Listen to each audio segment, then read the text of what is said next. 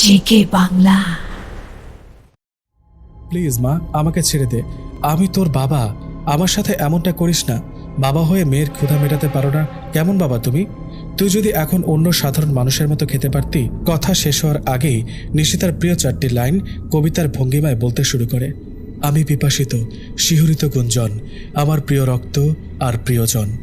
আর সাথে সাথে ঝাঁপিয়ে পড়ে সাদ সাহেবের উপর। আজ সাদ সাহেব এবং তার স্ত্রী নিশাত বেশ চিন্তিত, কারণ আজ তাদের ভালোবাসার মধ্যে প্রাণ আসতে চলেছে, অর্থাৎ তারা বাবা মা হতে চলেছেন। অপারেশন থিয়েটারের বাইরে দাঁড়িয়ে এদিক ওদিক ছোটাছুটি করছেন সাদ সাহেব। ডক্টর জানান নিশাত এবং বাচ্চার কন্ডিশন খুবই খারাপ। অনেক জটিলতা নিয়ে অপারেশনটি সম্পূর্ণ হলো। তোয়ালে মুড়ানো একটি বাচ্চা সাদ সাহেবের কোলে দিয়ে একজন নার্স বললেন, স্যার, মেয়ে হয়েছে। কিন্তু সাদ সাহেবের খুশি যেন ক্ষণিকের স্থায়ী। ডক্টর সাহেব এসে সাদের হাতে হাত রেখে নিশাতের গলায় থাকা ক্রেস্ট লকেটটি দিয়ে মাথা নাড়িয়ে চলে গেলেন। নিশাতের অকালে চলে যাওয়াটা সাদ সাহেবের জন্য ছিল বেশ যন্ত্রণাদায়ক। তাদের এই সুখ দুঃখের ভাগীদার হতে সেখানে কেউ ছিল না। শুধু বাড়ির জিনিসপত্র গুছানো আর পরিষ্কার করার জন্য একটি আয়া ছিল। মোটা অঙ্কের টাকা স্যালারি হিসেবে পাওয়াতে সে শুধু সাদ সাহেবদের বাসায় কাজ করত। সাদ সাহেব আর নিশাত পালিয়ে বিয়ে করেছিল। সাদ সাহেবের বাবার বেশ টাকা পয়সা থাকলেও নিশাত ছিল খুব গরিব ঘরের মেয়ে। কিন্তু দুই পরিবারের অমত অন্যখানে। সাদ সাহেব মুসলিম আর নিশাত খ্রিস্টান। কিন্তু গরিব ঘরের রাজকুমারী যাকে বলে, ঠিক তার থেকেও অধিক সৌন্দর্যের অধিকারী ছিল নিশাত। সাদ সাহেবের জ্ঞান এবং দক্ষতার কারণে তাদের খুব বেশি দিন কষ্টে থাকতে হয়নি। খুব শীঘ্রই সাদ সাহেবের পরিশ্রমে একটি দোতলা বিশিষ্ট বাড়ি কিনে ফেলেন। নিশাত নিরিবিলি খুব পছন্দ করত, যার কারণে সাদ সাহেব লোকালয় থেকে একটু দূরে এই বাড়িটি কেনেন। বাড়ির সামনে খোলা বাগান, এক পাশে দুটি দোলনা, একটি বড় আর একটি ছোট। ছোটটি ছিল নিশির জন্য। তারা মনে মনে ধরেই নিয়েছিলেন তাদের আগে একটি মেয়ে হবে আর নাম দিবে নিশি। সাদ সাহেব এখনও নিশির চেহারা দেখেননি। মনে হলো এক অভিশাপ তার কোলে শুয়ে আছে। নিশির নড়াচড়া বন্ধ দেখে মুখ থেকে তোয়ালে সরিয়ে নিতেই সাদ সাহেব কেঁপে ওঠেন। সাথে সাথে দাঁড়িয়ে নিজের বুক থেকে একটু দূরে সরিয়ে নেন। অঝোর ধারায় ঘামছেন সাদ সাহেব। তিনি ভেবেছিলেন ফুটফুটে একটি বাচ্চা হবে নিশাতের। কিন্তু নিশিকে দেখে মনে হয়েছে তার গায়ে যেন কেউ কালো কালি লেপে দিয়েছেন। খুব বিশ্রী দেখতে হয়েছে নিশি। সাদা তোয়ালের মাঝে এ যেন এক কালো বাদুর। সাদ সাহেব আয়াকে ফোন দিয়ে হসপিটালে ডেকে নেয় এবং নিশিকে তার কোলে দিয়ে জানান নিশাত এই অভাগা মেয়েটিকে জন্ম দিতে গিয়ে তাকে ছেড়ে চলে গিয়েছে। আয়া ও নিশিকে দেখে খুব হতাশ হয় এবং বেশ দুঃখ পায়। আয়া জানত সাদ সাহেবরা পালিয়ে আসার পর তাদের পরিবারের সাথে কোনো যোগাযোগই রাখেননি তারা।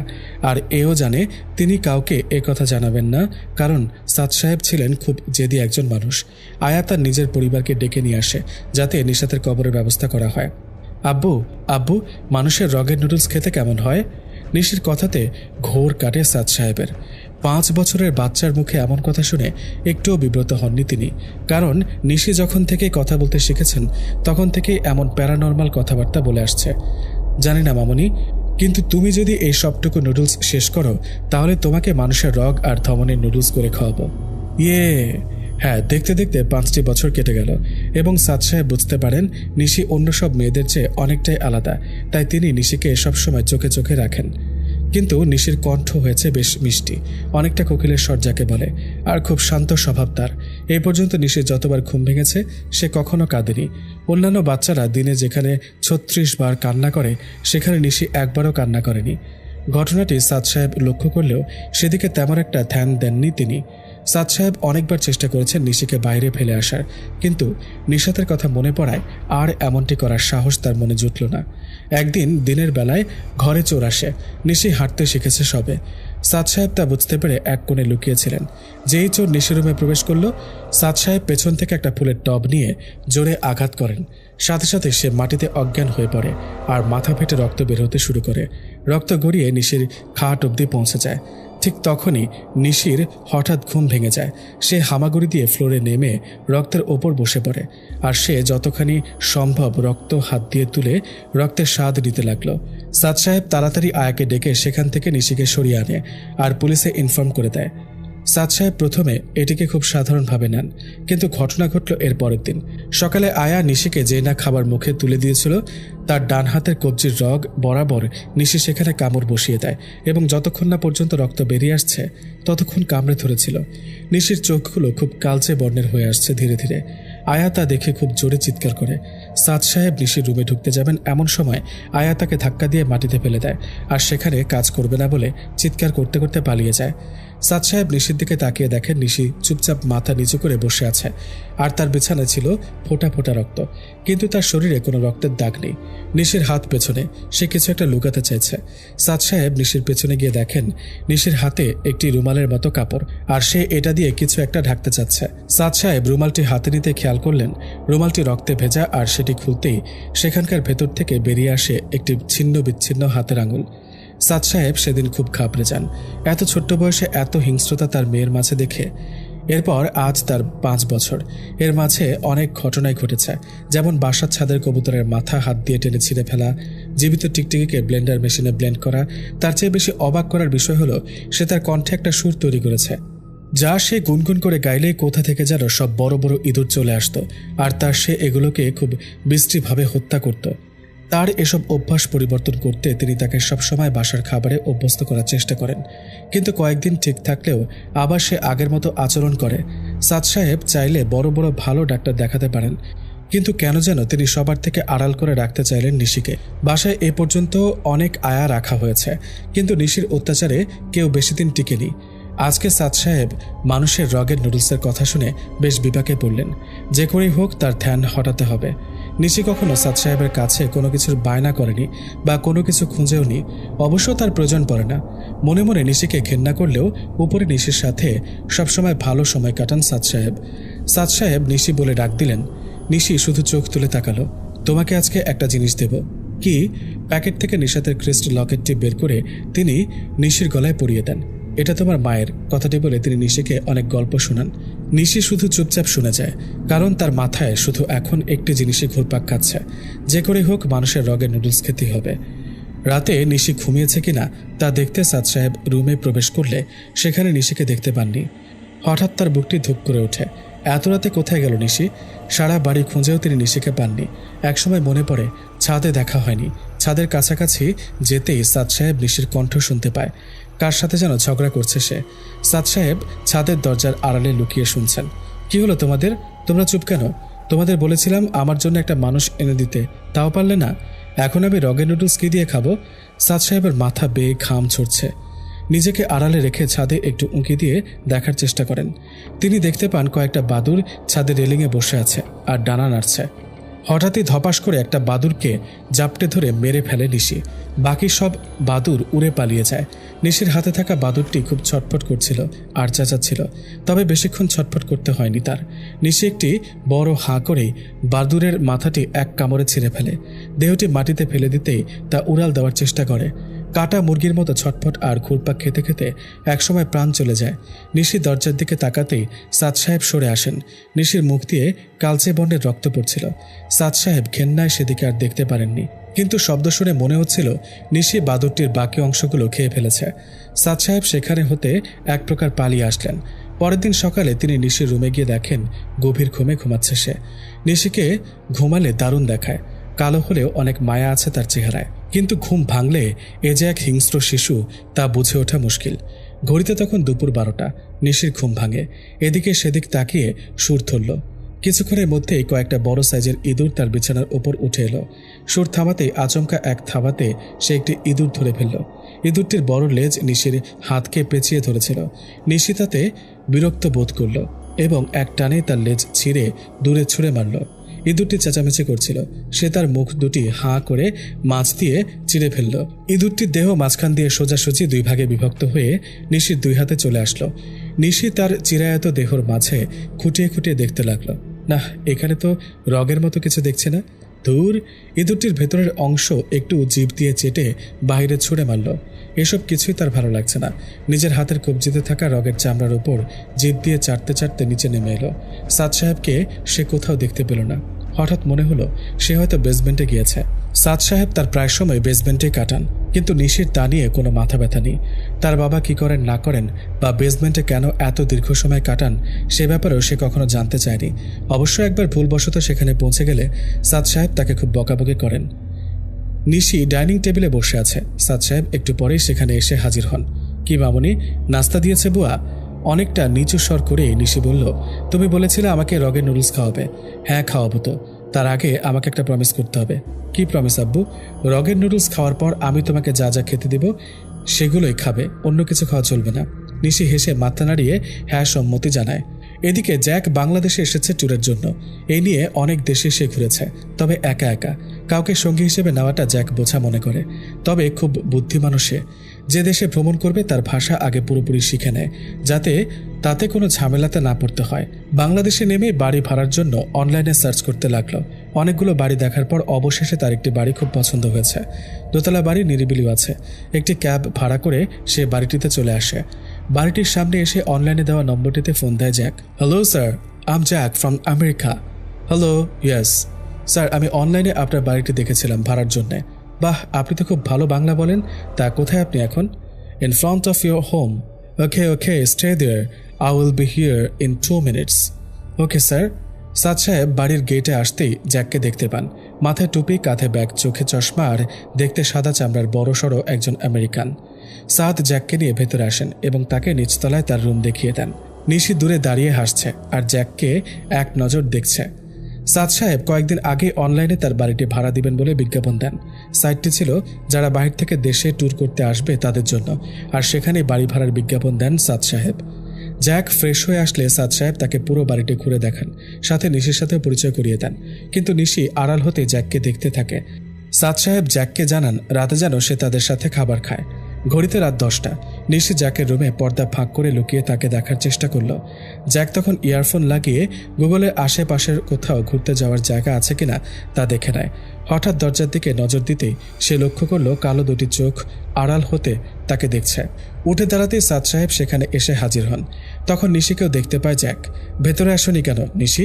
সাদ সাহেব নিশির মাথায় হাত রেখে, তোমাকে ওর ভালো লেগেছে মনে হয়। ও তাই, আচ্ছা দাঁড়াও। জ্যাক তার ব্যাগের ভেতর হতে কতগুলো চকলেট নিশির হাতে ধরিয়ে দিতেই নিশি সেগুলো না ধরে জ্যাকের হাত শক্ত করে ধরে ফেলে। জ্যাকের গায়ের রং খুব ফর্সা হওয়াতে হাতের কবজির রগগুলো খুব স্পষ্টভাবে বোঝা যাচ্ছিল। জ্যাক সেটাকে খুব স্বাভাবিকভাবেই নেয় আর তার হাতে চকলেটগুলো ধরিয়ে দেয়। Jack, let's go, dinner is ready. Yeah sure.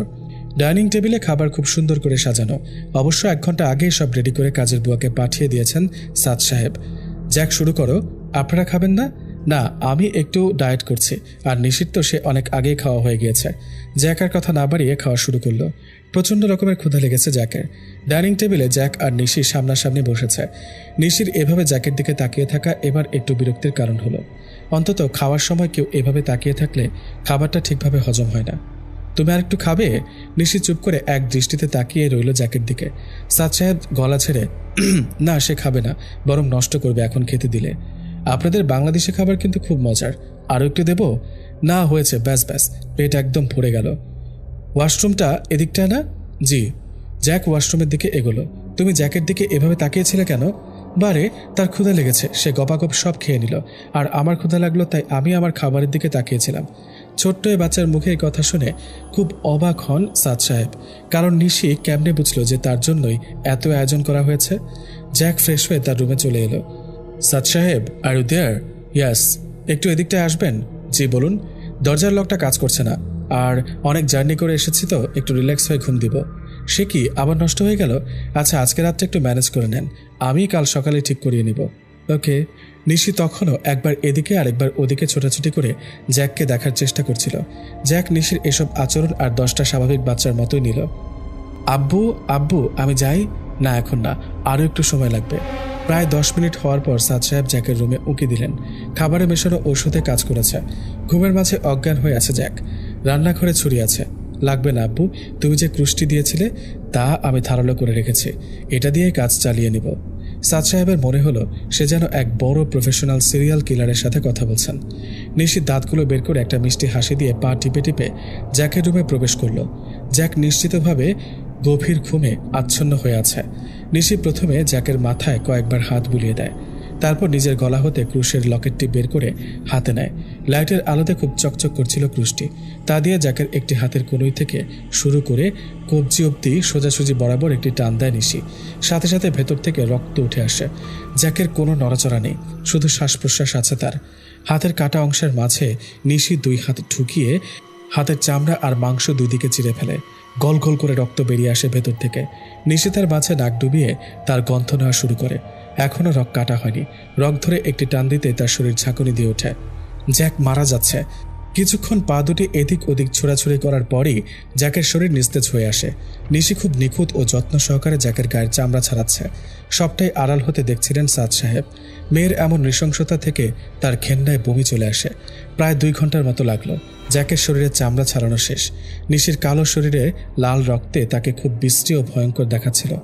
নিশি রুমের দরজার দিকে আসতে দেখে সাদ সাহেব দৌড়ে ডাইনিং টেবিলের কাছে গিয়ে বসে পড়েন। মা, কি হলো? ছাল ছাড়ানো শেষ, এখন সেখান থেকে রগগুলো কেটে কেটে নিব, তাই একটা বাটি আনতে যাচ্ছি। আচ্ছা যাও মা। সাদ সাহেব নিশির সামনে খুব নর্মাল থাকার অভিনয় করলেন। এমন ভাব করলেন যেন মেয়ে আপেলের ছাল ছাড়িয়েছে। নিশির পায়ের রক্তের ছাপ ফ্লোরে স্পষ্ট বোঝা যাচ্ছিল, যা দেখে সাদ সাহেবের মাথা আরও ঘুরে ওঠে। নিশি জ্যাকের রুমে যেতেই সাদ সাহেব আবার আড়াল হতে দেখা শুরু করে। জ্যাককে দেখতে খুব ভয়ঙ্কর দেখাচ্ছিল। জ্যাক যে একটা মানুষ তা সাদ সাহেবের মনেই হচ্ছে না। এই ছোট্ট একটা ক্রুশ দিয়ে যে মানুষের গায়ের চামড়াও ছেড়ে ফেলা যায় তা সাদ সাহেব কখনো কল্পনা করতে পারেননি। নিশি রান্নাঘর থেকে ছুরি নিয়ে এসেছিল। ছুরিটি দিয়ে রগ আর ধমনী সব একে একে লম্বা করে কেটে কেটে বাটিতে নেয়। এরপর সে ছুরিটি জ্যাকের চোখের কোটরের নিচে ঢুকিয়ে একটু বাঁকা করে টান দিতেই রক্তসহ চোখটি ছিটকে বাইরে চলে আসে। নিশি তা দেখে আনন্দে মেতে ওঠে। জ্যাকের লাশ যেন নিশির কাছে একটি খেলনার পুতুল। এভাবে দুটি চোখে উপড়ে ফেলেছিল নিশি। জ্যাকের লাশ প্রতিনিয়ত ভয়ঙ্কর রূপ ধারণ করছে, আর খুব বিদঘুটে গন্ধ আসছে তা দিয়ে। নিশি জ্যাকের মাংসওয়ালা বুকটা চিরে ফেলে আর পুরুষাঙ্গ কেটে দূরে ছুঁড়ে মারে। চিরা বুকের ভেতর নিশি তার ছোট্ট মাথাটি ঢুকিয়ে দেয়। ভেতর থেকে কিসব শব্দ আসছিল। সাদ সাহেব বুঝতে পারেন নিশি আগের থেকে অনেকটা হিংস্র হয়ে ওঠে। তিনি সেখানে আর এক মুহূর্ত দাঁড়ালেন না। নিজের রুমে এসে মাথা চাপড়ে বসে পড়েন। পরের দিন সকাল হতে সাদ সাহেব সারা বাড়িতে রক্তের গন্ধ অনুভব করেন। নিশি রুমে গিয়ে দেখেন নিশি ঘুমাচ্ছে। তার কাছাকাছি যেতেই তিনি দেখতে পান নিশি রক্তমাখা কিছু একটা জড়িয়ে ঘুমিয়ে আছে। তার সারা শরীর রক্তে মাখামাখি হয়ে আছে। একটু ভালো করে লক্ষ্য করতে তিনি বুঝে গেলেন নিশি যেটা জড়িয়ে ধরে আছে সেটি হলো জ্যাকের হৃৎপিণ্ড। কাল রাতের কথা মনে হতে সাদ সাহেব দৌড়ে জ্যাকের রুমে গিয়ে পৌঁছান। জ্যাকের শরীরে এক ফোঁটা মাংস নেই, আছে শুধু কঙ্কাল আর জ্যাকের আস্ত মাথা, তাও চোখ ছাড়া। সাথে সাথে বমি করে দিলেন সাদ সাহেব। খুব বিশ্রী একটা গন্ধ আসছে তা দিয়ে। এদিকে বুয়া আসার সময় হয়ে গিয়েছে। সে এসে এসব দেখলে খুব ভয় পাবে। সাদ সাহেব তড়িঘড়ি করে বুয়াকে ফোন দেন। হ্যালো রত্না, আজ তোমার আশা লাগবে না। স্যার, আমি তো প্রায় চলে এসেছি। না, তুমি ফিরে যাও, আজকে আমরা একটু বাইরে যাব। এ বলে লাইন কেটে দেন তিনি। নিজেকে এবার খুব অপরাধী মনে হলো সাদ সাহেবের। তিনি ভেবেছিলেন নিশি তো তার কাছে কখনো কোনো আবদার রাখেননি। তার এই আবদারটি পূরণ করলে হয়তো সে স্বাভাবিক হয়ে উঠবে। এসব চিন্তা করতে করতে চোখ গেল টেবিলের দিকে। একটি বাটিতে লম্বা লম্বা রগ আর ধমনীগুলো রাখা আছে, দেখতে অনেকটা মরা কেঁচোর মতো। আর তার ওপরে জ্যাকের চোখ রাখা আছে। সাদ সাহেব কিছুক্ষণ সেখানে দাঁড়িয়ে রইলেন। এরপর তিনি বেসমেন্টে গিয়ে একটি ইনজেকশন এনে নিশির ঘুমন্ত শরীরে পুশ করে দেন। আগামী কয়েক ঘন্টার জন্য নিশি আরও ঘুমিয়ে থাকবে। সাদ সাহেব নাকে মুখে বড় তোয়ালে পেঁচিয়ে একটা বড় ড্রামে জ্যাকের শরীরের অবশিষ্ট অংশগুলো ভর্তি করে বাড়ির পেছনটাতে নিয়ে আসেন। তারপর সেখানে কেরোসিন তেল ঢেলে আগুন জ্বালিয়ে দেন। বাড়ি থেকে নিশি আর জ্যাকের বিছানার চাদর, বালিশ, গায়ে থাকা কাপড় এসব নিয়ে এসে জ্বলন্ত আগুনে ফেলে দেন। নিশির হাতে থাকা হৃৎপিণ্ডটি সহ জ্যাকের চোখ দুটো তিনি মাটিতে পুঁতে ফেলেন। নিজেই বাড়ির ফ্লোর পরিষ্কার করে নেন। নিশিকে গোসলও করিয়ে সাথে নিজেও ফ্রেশ হয়ে নেন। সব কিছু ঠিকঠাক। এখন শুধু এই দুর্গন্ধটা দূর করা বাকি। স্টকে থাকা 2টি রুম স্প্রে আজ শেষ করে ফেলেন সাদ সাহেব। জ্যাকের রুমে গিয়ে বাটিতে থাকা রগগুলো নুডলসের সাথে মিশিয়ে ভেজে ফেলেন। কেমন যেন লেপ্টে আছে সব। নিশি রুমে একবার উঁকি দিয়ে দেখেন নিশি এখনও ঘুমাচ্ছে। এই ছোট্ট মেয়েটি যে একটা 24-25 বছরের মানুষ খেয়ে ফেলতে পারে তা চিন্তা করতেই সাদ সাহেবের গা শিউরে ওঠে। হঠাৎ মনে হলো জ্যাকের পরিবার যদি জ্যাকের খোঁজ করে না পেয়ে যদি পুলিশে ফোন করে। সাদ সাহেব জ্যাকের মোবাইল সহ ব্যাগপত্র গুছিয়ে গাড়ি নিয়ে বের হয়ে পড়েন। যাওয়ার আগে নিশির জন্য একটা চিঠি লিখে যান, সাথে দরজা ঠিকমতো আটকে দেন। দুপুর প্রায় 2টা। সাদ সাহেব বাসায় ফিরতে দেখেন নিশি মাটিতে বসে আছে। আশেপাশে আবারও রক্তের ছড়াছড়ি। তিনি দেখতে পেলেন 4 পা বিশিষ্ট একটি প্রাণীর চামড়া ছিঁড়ে ফেলা হয়েছে। প্রাণীটি এখনও একটু একটু নড়াচড়া করছে। নিশি তার হাতে থাকা ক্রুশটি দিয়ে সে প্রাণীটির বুক চিরে ফেলে। কিছুক্ষণ গড়াগড়ি করার পর প্রাণীটির দেহ নিস্তেজ হয়ে আসে। নিশি সুর ধরেছে আর সাথে সাথেই একটা ইঁদুর এসে সেখানে হাজির হয়। সাদ সাহেব বুঝতে পারেন নিশি যে প্রাণীটিকে হত্যা করেছে তা ছিল একটি বিড়াল। কিন্তু এখানে বিড়াল আসলো কোথা থেকে? দরজা তো তিনি বাইরে থেকে লক করে গিয়েছিলেন, হয়তো জানলা দিয়ে এসেছে। এসব ভাবতে ভাবতে তিনি নিশির দিকে আবার তাকালেন। নিশি ততক্ষণে বিড়ালের কলিজাকে 2 ভাগে ভাগ করে মাঝে ইঁদুর দিয়ে খেতে শুরু করে। নিশির হাতের খাবারটা প্রায় স্যান্ডউইচের মতো দেখতে লাগছে। কাল একটা জিনিস আমার খুব ভালো লেগেছিল। বিড়ালের অবশিষ্ট কলিজাটি ইশারায় সাদ সাহেবকে দেখিয়ে নিশি আবারও বলে ওঠে, আমি রগের নুডলস খাবো না, আমি এটা খাবো। সাদ সাহেব সেখান থেকে চুপচাপ চলে আসেন আর ফ্রেশ হয়ে বেসমেন্টে চলে যান। কথাগুলো শেষ হতে সাদ সাহেব একটি দীর্ঘ শ্বাস ফেলে নিশির দিকে তাকান। নিশি কাঁদছে, অঝোর ধারায় কাঁদছে। সাদ সাহেব নিশিকে কখনো কাঁদতে দেখেনি। সাদ সাহেব কোনো রকম সামলে বেসমেন্টের দিকে এগোতে থাকেন। এতদিন নিশি তার নিজের আচরণগুলো নিয়ে কখনো ভাবেনি, কিন্তু আজ নিশির নিজেকে সত্যি একজন পিশাচিনী মনে হলো। কান্না জড়িত কণ্ঠে নিশি বলল, আমার আম্মুর একটা ডায়েরি ছিল যেটা তুমি আমাকে কখনো পড়তে দাওনি, আজকে সেটা দিবে? বেসমেন্টের বড় টেবিলের ওপর রাখা আছে, যাও নিয়ে আসো। নিশি কখনো সেখানে যায়নি, আজ প্রথম সেখানে গিয়ে নিশাতের এত সব স্মৃতি দেখে নিশি বেশ অবাক হয়। একটা মানুষ আরেকটা মানুষকে কিভাবে এতটা ভালোবাসতে পারে, যার দরুন সে একটা রাক্ষসের মেয়েকেও লালন পালন করে। নিশি ডায়েরিটি নিয়ে বাড়ির দরজার দিকে এগোতে থাকে। কোথায় যাচ্ছ তুমি? এটা আমার থাকার জায়গা না, আমি চলে যাচ্ছি। সাদ সাহেব নিশিকে অনেকভাবেই আটকানোর চেষ্টা করেন, কিন্তু নিশি জোরপূর্বক সেখান থেকে বেরিয়ে আসে। সাদ সাহেব কিছুটা আহত হওয়াতে নিশিকে আর ধরে রাখতে পারেনি। নিশি চলে যাওয়ার পর সাদ সাহেব ফ্লোরে বসে পড়েন। আজ যেন তিনি সর্বহারা হয়ে যান। কিছুক্ষণ পর নিজের শার্টের কলারের বোতামে নজর যায় তার, যেখানে নিশিকে দেওয়া ক্রুশের লকেটটি ঝুলছিল। সাদ সাহেব বোতাম থেকে ক্রুশটি ছাড়িয়ে নিয়ে পকেটে পুরে নেন আর প্রাথমিক চিকিৎসার জন্য নিজের রুমে চলে যান। সাদ সাহেব শুয়ে শুয়ে ভাবছেন কোথায় যেতে পারে মেয়েটা। আবার এটাও ভাবছেন হয়তো যার মেয়ে তার কাছে ফিরে গেল, কারণ নিশাতের ডায়েরিটাতে সব কিছু লেখা রয়েছে। এসব ভাবতে ভাবতে অনেকটা রাত হয়ে যায়। যখন চোখটা ঘুমে বন্ধ হয়ে আসলো ঠিক তখনই বাড়ির বেল বেজে উঠল। সাদ সাহেব কলিং বেলের শব্দ শুনতেই দৌড়ে দরজার কাছে আসেন। নিশি ফিরে এসেছে এই ভেবে, কিন্তু দরজা খুলেই তিনি একজন মধ্যবয়স্ক লোককে দেখতে পান। আসসালামু আলাইকুম সাহেব। ওয়ালাইকুম আসসালাম। কে আপনি? সাহেব, আমি শাওরিনের উনি। এত রাত হইল, হে এখনো বাড়িতে আহে নাই, তো তাই তারে নিতে আইছিলাম। তার কথা শুনে সাদ সাহেবের কপাল বেয়ে টপ টপ করে ঘাম ঝরতে থাকে।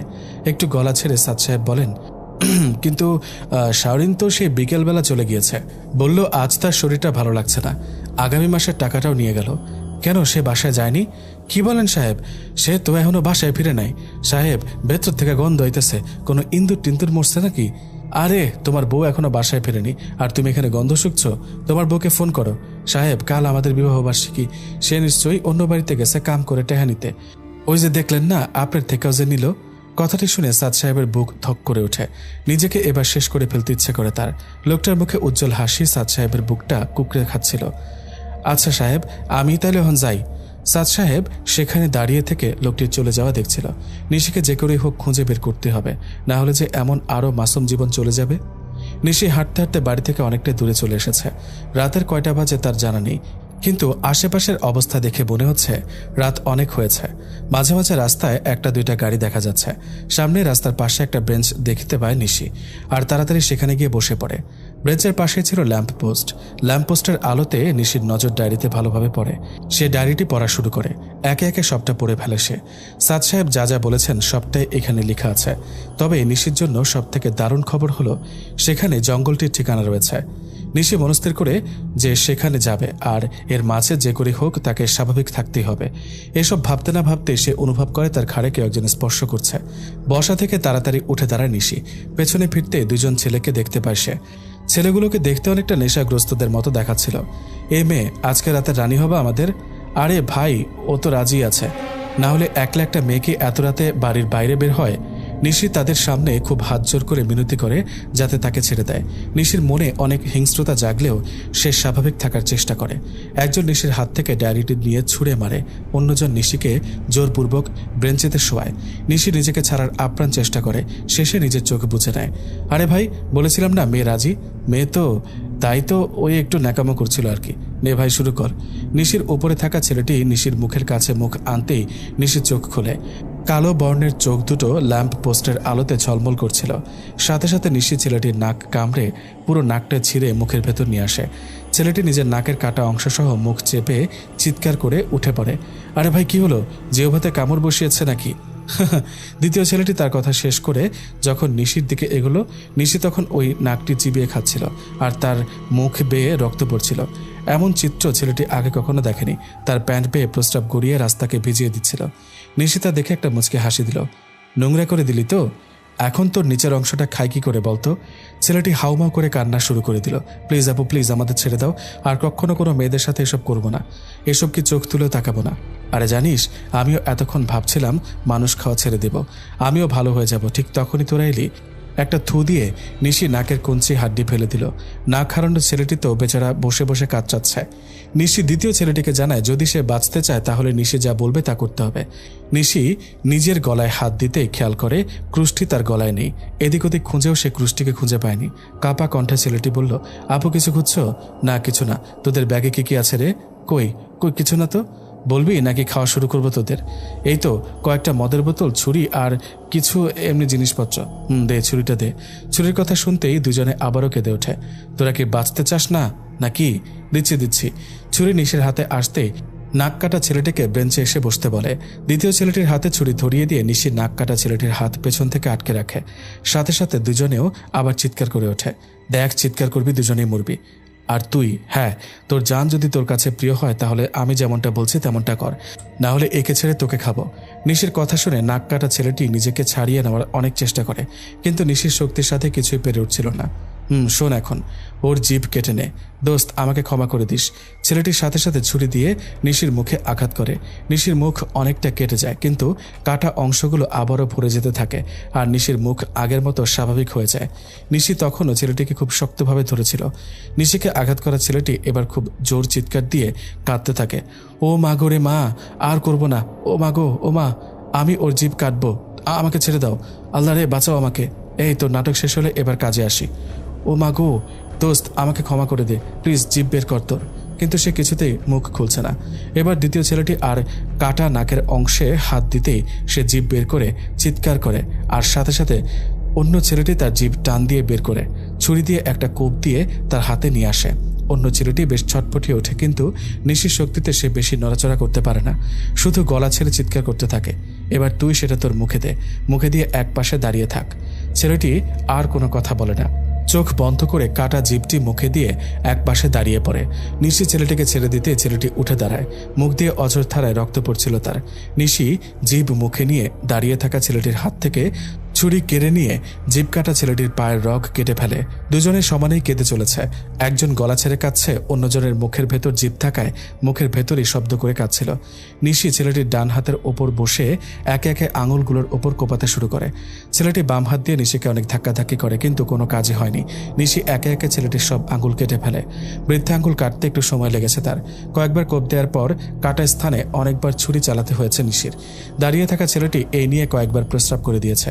আব্বে, আরেকবার যদি এমন কিছু দেখি তো সেটাও কেটে মুখে পুরে দিব। এদিকে ছেলেটি আর সহ্য করতে না পেরে অজ্ঞান হয়ে যায়। নিশি একে একে ছেলেটির সব রগ কেটে ফেলে।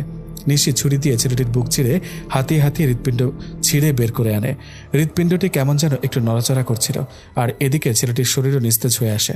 ঘাট থেকে চামড়া ছেলা শুরু করে নিশি। দাঁড়িয়ে থাকা ছেলেটি একটু পরপর সেদিকে তাকিয়ে দেখছিল। কিরে, কিছু চাই তোর? ছেলেটি মাথা নাড়িয়ে না করে এবং সাথে সাথে বমি করে দেয়। এই, তুই এত নোংরা কেন বলতো? ছেলেটি এদিকে সমানে বমি করেই যাচ্ছে। এখন তোর এসব শেষ হলে যে ডায়েরিটা ফেলে দিয়েছিলি সেটা খুঁজে দে। ছেলেটি ডায়েরিটি খুঁজতে থাকে। নিশি এদিকে লাশটির ছাল ছাড়াচ্ছে বড় বড় টান দিয়ে। ছেলেটির পেশির মাংস তখনও একটু একটু কাঁপছিল। পেট ও বুক হতে পুরো চামড়া ছিলে ফেলা হলে সেখান থেকে টুকরো টুকরো করে মাংস কেটে সে ব্যাগে ভরতে থাকে। হৃৎপিণ্ড থেকে এক কামড় খেয়ে সে বাকিটা ব্যাগে ঢুকিয়ে নেয়। ছেলেটির চোখ খোলা ছিল। নিশি চোখের পাপড়ি আর চোখে উপরে থাকা ভ্রু এর চামড়া কেটে ফেলে দেয়। নিশির ছুরির মাথার অংশ দিয়ে চোখগুলোর ওপর পরপর জোরে জোরে আঘাত করে ছিদ্র করে ফেলে। চোখ দুটি কোটরের ভেতরেই থেতলে যায়। এমন এক অদ্ভুত ভয়ঙ্কর মুখমণ্ডল দেখলে যে কেউ অজ্ঞান হয়ে পড়ে যাবে। ছেলেটি ডায়েরি হাতে দাঁড়িয়ে দেখছে। নিশি শেয়ালের মতো লাশটি থেকে গায়ের মাংস কামড়ে ছিঁড়ে ছিঁড়ে খাচ্ছে। এমন ভয়ানক দৃশ্য দেখে ছেলেটি সেখান থেকে পালাতে চাইলেও তার পা যেন আর চলছে না। সাথে সাথে অজ্ঞান হয়ে পড়ে সে। নিশি ছেলেটির কাছে গিয়ে তার কাপড়গুলো খুলে আলাদা করে রাখে। তারপর ছেলেটির কপালে সোজাসুজি ছুরি ঢুকিয়ে দেয়। কিছুক্ষণের মাঝে দ্বিতীয় ছেলেটিও মারা যায়। তোর এই জিনিসটা আজকে বেশ পায়তারা করেছে। এই বলেই তার পুরুষাঙ্গ কেটে দূরে ছুঁড়ে মারে। তা দিয়ে গল গল করে রক্ত পড়তে থাকে। নিশি ছেলেটির পায়ুপথে ছুরি ঢুকিয়ে উপরের দিকে একটা হ্যাচকা টান দেয়। সাথে সাথে 2 ভাগ হয়ে যায় লাশের পাকস্থলী। ছেলেটির বুক চিরে হৃৎপিণ্ড বের করে এরপর ব্রেঞ্চিতে বসে খাওয়া শুরু করে। খাওয়া শেষ হলে নিশি তার নিজের কাপড়ে হাত মুছে নিয়ে গা পরিষ্কার করে নেয়। তারপর একটু আড়াল হয়ে নিজের কাপড় ছেড়ে ছেলেটির কাপড় পরে নেয়। ডায়েরিটা তখন রাস্তায় খোলা অবস্থায় পড়েছিল। রাস্তা থেকে ডায়েরিটা তোলার সময় একটি লাইন তার নজর কাড়ে। নিশি পুরো ডায়েরিটা এক নজরে পড়েছিল, যার কারণে অনেক লাইনই সে ভালোভাবে খেয়াল করেনি। যতদিন আমার অস্তিত্ব থাকবে নিশির হিংস্রতা দিন দিন বাড়তে থাকবে। নিশি বুঝতে পারে তার এই হিংস্রতার পেছনে নিশ্চয়ই তার আসল বাবার কোনো সম্পর্ক রয়েছে। নিশি ছেলে দুটির ব্যাগ হাতাতে লাগলো। মোবাইল আর টাকা দেখতে পেয়ে সে খুব খুশি হয়। এখন শুধু সকাল হওয়ার অপেক্ষা। সকাল হওয়ার আগে ছেলে দুটির লাশ বেশ আরামদায়কভাবেই খেয়ে শেষ করে ফেলেন নিশি। এদিকে সাদ সাহেব নিশিকে অনেক খোঁজাখুঁজির পরেও পেলেন না। নিশিকে না পেয়ে সাদ সাহেব পাগল প্রায়। কোথায় যেতে পারে মেয়েটা? কয়েকদিন পর হঠাৎ মাঝরাতে সাদ সাহেবের ঘুম ভেঙে যায়। স্বপ্নে কি দেখছেন তিনি তা মনে করার চেষ্টা করেন। স্পষ্ট কিছুই মনে করতে পারছেন না, তবে তার মনে হলো কেউ একজন চিৎকার করে বলছে, আব্বু বাঁচাও, আব্বু বাঁচাও। মাথার উপর ফুল স্পিডে ফ্যান খুললেও ঘামে ভিজে গিয়েছেন তিনি। সে রাতে আর ঘুম হলো না তার। পরের দিন সকালে বাগানে এদিক ওদিক হাঁটাহাঁটি করছিলেন সাদ সাহেব। ঠিক তখনই তার মনে হলো নিশি নিশাতের ডায়েরিটি নিয়ে গিয়েছে, আর সেখানে সে জঙ্গল সম্পর্কে সব লেখা রয়েছে। তার মনে অজানা এক আশঙ্কা তৈরি হতে থাকে। নিশি কি তাহলে তার আসল বাবার কাছে ফিরে গিয়েছে? ফিরে গেলে কি তারা একসাথে থাকবে, নাকি নিশির কোনো ক্ষতি করবে? যেহেতু নিশি অর্থমানব, সাদ সাহেবের মন অস্থির হয়ে আছে। তিনিও সিদ্ধান্ত নিলেন তিনি সে জঙ্গলটাতে যাবেন। তিনি জানেন সেখানে গেলে তার প্রাণহানিও হতে পারে, কিন্তু তবুও তিনি সেখানে যাবেন, কেননা এখন তার হারানোর কিছুই নেই। তার কাছে এখন এই পৃথিবীটা সম্পূর্ণরূপে নিষ্ঠুর মনে হতে লাগলো, যেখানে তিনি একা পড়ে রয়েছেন। আর এভাবে একা বেঁচে থাকার কোনো অর্থ তিনি খুঁজে পান না। বাসায় গিয়ে কয়েকটা পানির বোতল, কিছু খাবার আর কিছু প্রয়োজনীয় জিনিসপত্র নেওয়ার সময় ক্রুশটিও সাথে নিয়ে নেন সাদ সাহেব। আর দেরি না করে গাড়ি নিয়ে বেরিয়ে পড়েন জঙ্গলটির উদ্দেশ্যে।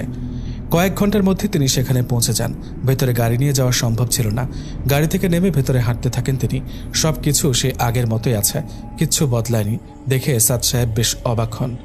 কয়েকটা নতুন গাছ ছাড়া আর সব কিছু যেন সাদ সাহেবের চেনা, তবে বাড়িটা যেন কোনো দিকে ছিল সেটা ঠিক মনে করতে পারছে না সাদ সাহেব।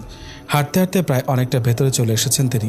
আকাশটার দিকে তাকিয়ে মনে হলো বিকেলবেলা গুটি গুটি পায়ে সন্ধ্যের দিকে এগোচ্ছে। একটু বসে বিশ্রাম নিয়ে আবারও হাঁটতে শুরু করেন তিনি। আরেকটু এগোতেই আশেপাশের সবকিছু চেনা চেনা লাগে সাদ সাহেবের। হ্যাঁ, এই তো সামনে সে বাড়িটি। এত বছর হওয়ার পরেও বাড়িটি আগের মতোই অক্ষত আছে। তিনি খুব সাবধানে ধীরে ধীরে বাড়ির দিকে এগোতে থাকেন। ভেতরে কয়েকবার উঁকি মেরেও তিনি কাউকে দেখতে পান না। ঠিক তখনই ওপর থেকে কিসের যেন শব্দ শুনতে পেলেন। ব্যাগ থেকে ছুরি বের করে তিনি সিঁড়ি বেয়ে আস্তে আস্তে উপরের দিকে উঠতে লাগলেন। উঠতেই তিনি দেখতে পেলেন নিশি নিচে পড়ে আছে, আর তার হাত পা শেকল দিয়ে বাঁধা। সাদ সাহেব পেছন থেকে নিশির কাঁধে হাত দিতেই নিশি চমকে ওঠে এবং ফিরে তাকিয়ে সাদ সাহেবকে দেখতে পান। আব্বু, তুমি এখানে কেন এসেছো? ও তোমাকে মেরে ফেলবে, প্লিজ যাও এখান থেকে। আমি তোমাকে নিতে এসেছি, তোমাকে ছাড়া আমি কিছুতেই যাব না। চলো তাড়াতাড়ি ওঠো এখান থেকে। আমি তো একটা শয়তানের মেয়ে, মানুষ খেয়ে ফেলি, তোমাকেও খেতে চেয়েছি, তবুও কেন তুমি আমাকে বাঁচাতে চাইছো? তোমার এই অবস্থার জন্য তুমি দায়ী নাও, আর তুমি তো চেষ্টা করলে আবার স্বাভাবিক হয়ে আসতেও পারো, তুমি যদি চাও। হ্যাঁ আব্বু, আমি চাই। বিশ্বাস করো, সেদিন চলে আসার পর আমি একটিও ভালো মানুষকে খাইনি। ভালো মানুষ খাওনি বলতে? নিশি সাদ সাহেবকে সেদিনের ঘটনা খুলে বলে, আর এও জানায় তাদের মোবাইল থেকে গুগল ম্যাপে এই জঙ্গলের রাস্তা খুঁজে নেয়। আর তার মায়ের ডায়েরিতেও এই জঙ্গল সম্পর্কে লেখা আছে। তোমার মায়ের ডায়েরিটা কোথায়? ওই যে ব্যাগের ভেতরে আছে। সাদ সাহেব নিশির হাতে পায়ের বাথা শিকল অনেক কষ্টে খুলে দেন। তুমিও তো তারই মেয়ে, তাহলে তোমাকে কেন বেঁধে রেখেছে? শয়তান তো আব্বু, শয়তানই করবে। আমি তার কথা শুনিনি, তাই সে চেয়েছিল আমি যেন তার জন্য এখানে মেয়ে নিয়ে আসি, আর সে সবার সাথে খারাপ কাজ করবে। আমাকে এও বলেছে তার কাজ শেষ হলে দুজন মিলে সে মেয়েটিকে খেয়েও ফেলবো, কিন্তু আমি রাজি হইনি। তার সাথে আমার কথা কাটাকাটি হয়, এর মাঝে সে আমাকে বন্দি করে ফেলে। সে শয়তানটিকে মারার কোনো উপায় নেই? আমি ঠিক জানি না। সে বলেছে আমাকে আজ থেকে প্রায় ৭০ বছর আগে এখানে একটি গ্রাম ছিল, আর সে ছিল সে গ্রামের সর্দারের ছেলে। কিন্তু মেয়েদের প্রতি তার বেশ দুর্বলতা থাকার কারণে সে প্রায়ই মেয়েকে এই বাড়িতে তুলে নিয়ে আসতো আর খারাপ কাজ করত, আর তাদের খুব নৃশংসভাবে হত্যা করত। সে দেখতে খুব বিশ্রী কদাকার হওয়াতে তাকে কেউ বিয়ে করতে চাইতো না। তার বাবা এই ব্যাপারে সবটা জানলেও প্রতিকার করেননি বিধায় গ্রামবাসী তার বাবাকে গণধোলায় হত্যা করে। তারপর তার খারাপ ছেলেটিকে প্রথা অনুসারে কপালে সুই গেঁথে অজ্ঞান করে একটি কফিনের ভেতর ঢুকিয়ে এই বাড়িতে রেখে তারা সবাই বাড়িটি খালি করে ফেলে। জ্ঞান ফিরতে সে নিজেকে বন্দি কফিনে আবিষ্কার করে। একসময় কিছু খেতে না পেয়ে ক্ষুধায় তৃষ্ণায় ছটফট করতে করতে অনেক কষ্টে মারা যায়। তারপর তার অতৃপ্ত আত্মা সেখান থেকে বেরিয়ে শয়তানের রূপ ধারণ করে। একে একে সে গ্রামবাসীর সবাইকে হত্যা করতে শুরু করে আর বিবাহিত ছেলেদের রূপ ধরে তাদের স্ত্রীদের সাথে রাত কাটাতো। একসময় এই বাড়িটি ছাড়া সব বাড়ি উজাড় করে দেয় সে।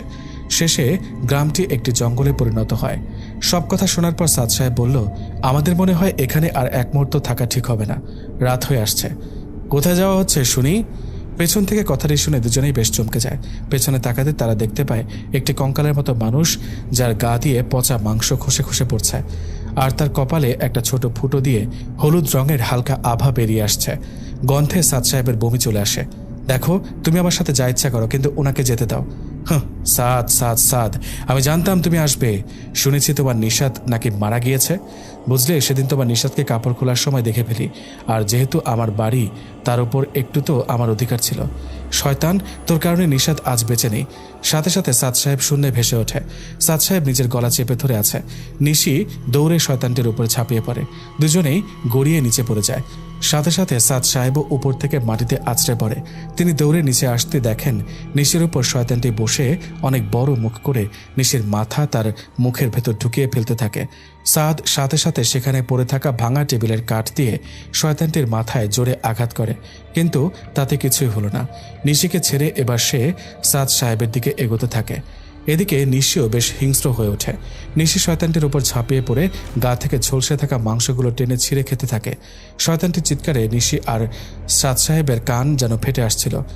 নিশি তার কপালের ফুটোটায় হাত রাখতে শয়তানটির আর্তনাদ করে ওঠে এবং নিশিকে দূরে ছুঁড়ে মারে। নিশি একটু দূরে গিয়ে মাটিতে আছড়ে পড়ে। সাদ, তোর জন্য নিশি আজ আমার মেয়ে হয়ে আমার উপর আক্রমণ করলো। ভেবেছিলাম দুজনে মিলে পৃথিবীতে রাজ করব। আজ তোকে আমি মেরেই ফেলবো। নিশি উঠে শয়তানটির উপর আক্রমণ করতে আসলে শয়তানটি ততক্ষণে সাদ সাহেবকে নিয়ে গোল গোল ঘুরপাক খেতে থাকে। নিশি কিছুই দেখছে না, মনে হলো একটি ছোট্ট ঘূর্ণিঝড় সেখানে উঠেছে। একসময় দেখতে পায় তারা দুজনেই দুই দিকে ছিটকে পড়ে আছে। কিন্তু একই, এ যে দুটো সাদ সাহেব।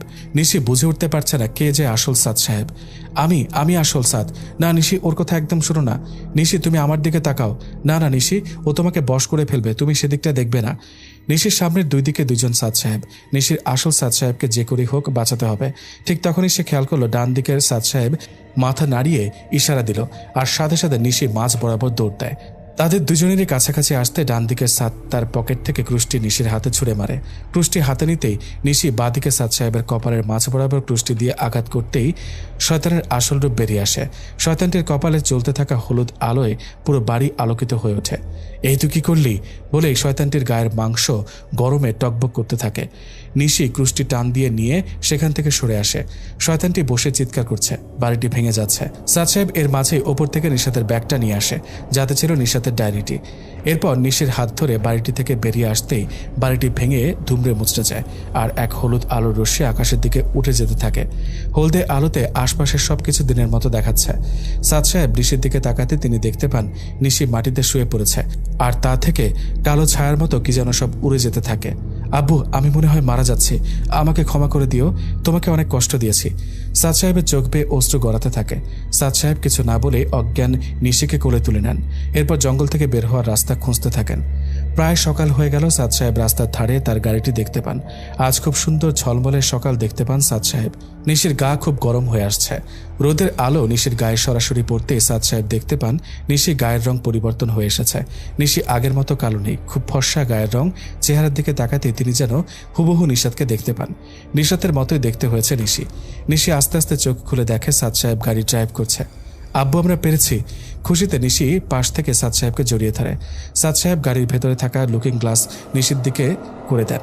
নিশি নিজেকে দেখে চমকে ওঠে। তুমি তোমার মায়ের মতোই সুন্দরী হয়েছ নিশি। নিশির দুই চোখ বেয়ে পড়া নোনা পানি তার গোলাপি মুখখানা ভিজিয়ে দেয়। আব্বু, আব্বু, নুডলস খাবো। কিসের? গরুর মাংসের। সাদ সাহেব সে বাড়িটি বিক্রি করে অন্য শহরে চলে আসেন। শহরেই সবার মাঝে একটি ফ্ল্যাট ভাড়া করে থাকতে শুরু করেন তারা। সকালে নিশি রুমে পড়ার টেবিলে নীল রঙের নিশাতের কবিতার ডায়েরিটি দেখতে পান সাদ সাহেব। এখানে তো একটি পৃষ্ঠাও ছিল না। ডায়েরিটি খুলতে নিশাতের সব কবিতা সেখানে তিনি দেখতে পান। নিশি আবারও খুব সুন্দর করে তার মায়ের কবিতার ডায়েরিটি লিখেছে। সাদ সাহেব নিশির রুমে বসে একে একে সব কবিতা পড়তে থাকে। শেষ পৃষ্ঠায় এসে সাদ সাহেবের নজর আটকে যায়। আমি পিপাসিত শিহরঞ্জিত গুঞ্জন, আমার প্রিয় রক্ত আর প্রিয়জন। নিশির দিকে তাকাতে তিনি খেয়াল করেন নিশি উঠে বসে আছে। তারপরই সে তার প্রিয় সুরটি তুলে রহস্যের এক হাসি দেয়।